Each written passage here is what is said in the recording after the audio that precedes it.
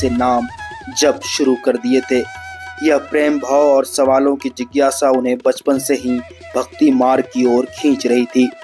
जब वो 5वीं कक्षा में थे तब उन्होंने गीता प्रेस की किताबें पढ़नी शुरू की, जिसने उनके भीतर सवाल जगा दिए कि जीवन का असली मकसद क्या है। 9वीं कक्षा तक पहुंचते पहुंचते उन्होंने तय कर लिया कि यह जीवन सांसारिक पूजा का नहीं, आध्यात्मिक सत्य खोजने का है।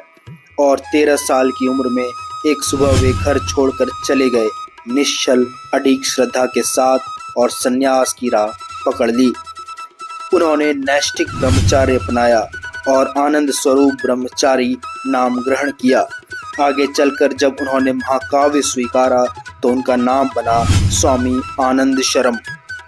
अपने तपस्वी जीवन का ये भाग उन्होंने वाराणसी की पवित्र गंगा घाटों पर बिताया, जहां उन्होंने हेरारिकल आश्रम जीवन से दूर एकांत और गहन भक्ति में जीवन गुजारा। वह भूख, ठंड, जल, कष्ट इन सब से बिल्कुल नहीं डिगे।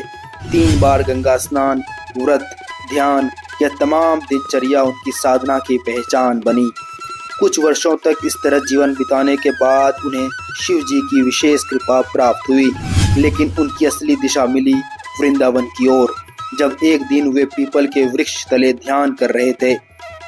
किसी संत की प्रेरणा से उन्होंने वृंदावन के रास लीला का दर्शन किया, जहां प्रभु की लीला और भक्ति भाव ने उन्हें अंदर तक झकझोर दिया।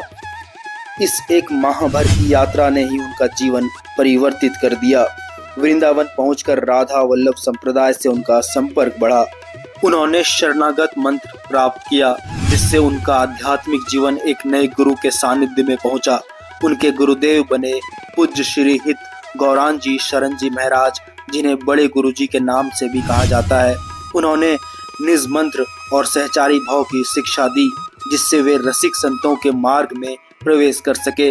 उन्होंने अपने आसपास एक श्री हित राधा केली कुंज ट्रस्ट की स्थापना की, जिसका लक्ष्य श्रद्धालुओं और तीर्थयात्रियों को रहने, खाने, भोजन, वस्त्र और चिकित्सा सहायता देना था। उनकी शिक्षाएं सीधी और प्रभावशाली हैं। उन्होंने हमेशा गुरु की महत्वता, ब्रह्मचार्य का महत्व और चरित्र को बनाए रखने पर जोर दिया। उनका कहना है कि आध्यात्मिक ताकत व्यक्ति और समाज के संबंधों में संतुलन लाती है। उन्होंने हमेशा सादगी, प्रेम और साधु भाव की राह बताई है। हाल ही के खबरों के अनुसार अब वे गहरे स्वास्थ्य संबंधी संकट से जूझ रहे हैं। उनके दोनों किडनी खराब हो चुकी हैं और उन्हें सप्ताह में 3 बार डायलिसिस की आवश्यकता पड़ रही है। यह उनकी मानवीय संघर्ष को